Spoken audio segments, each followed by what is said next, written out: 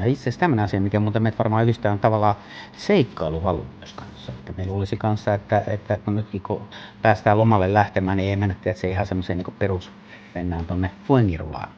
Ja siis muistat. Niin muistaa. Itse asiassa oli tämmönen juttu muuten, mä halusin järjestää sulle synttäri, onko se synttäri vai kun lähdettiin telttailemaan?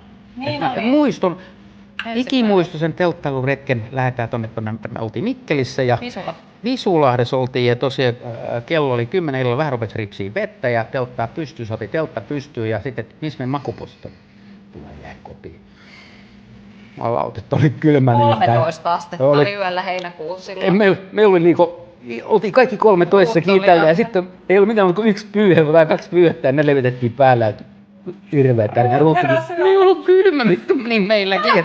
Tuntaa väliä ja sitten aamulla kun herättiin niin suoraan johonkin Citymarkettiin ostamaan sitten tai annettiin makupussit ja jatkettiin matkaa Kuopioon. Ei voi syyttää kyllä oikeastaan kummaa. Paha, ettei kuitenkin kokee, että miten me kesti.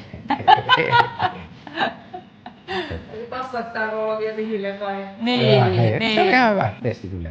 Oli happy. Luulla pois. Joo, ei muuta kuin. Lapasit. Läpäsi testi. Molemmat kärsivät.